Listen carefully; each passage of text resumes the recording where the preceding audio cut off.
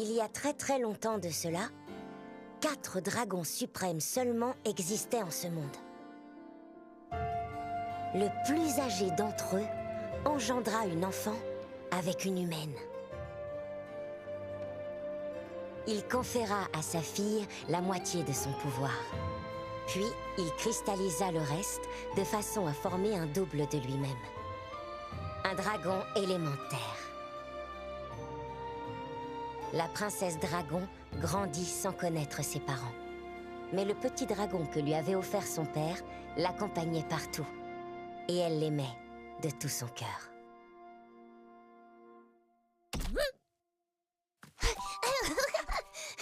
C'est gentil, merci.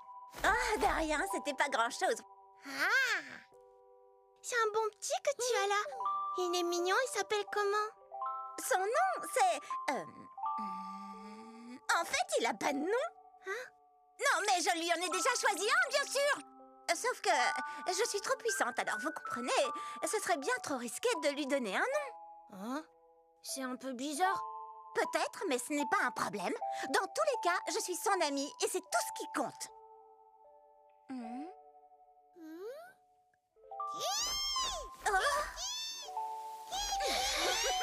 Attends-moi. Je vais te rattraper. Ouh, tu vas trop vite, arrête. Ils auraient pu être heureux ensemble pour l'éternité. Hélas, la contrée de la suprémagie au sommet de sa gloire ôta la vie au petit dragon, dans le but de manipuler la jeune princesse.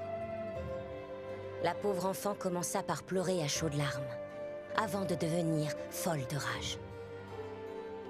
Mais lorsqu'un roi démon et la reine des esprits parvinrent enfin à la ramener à la raison, la glorieuse contrée de la suprémagie appartenait désormais au passé. La princesse dragon sacrifia des milliers de vies et finit par évoluer en roi démon. C'est alors qu'un miracle se produisit. Le petit dragon qu'elle avait tant pleuré revint à la vie. Malheureusement, la mort avait à jamais emporté son âme. Et il se transforma en dragon du chaos, un être sans volonté propre. Était-il rongé par la rancœur? Regrettait-il d'avoir attristé son ami? Nous n'en saurons jamais rien. Mais toujours est-il que le dragon du chaos, envahi par la haine, se mit à semer la destruction. Je le sais maintenant. Mon ami n'est plus là. La princesse dragon, le cœur brisé, dut se résigner à sceller elle-même son cher compagnon.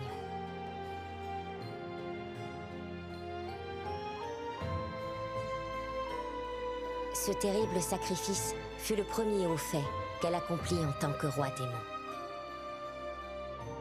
Telle est l'ancienne légende que l'on raconte dans la dynastie magique de Salion.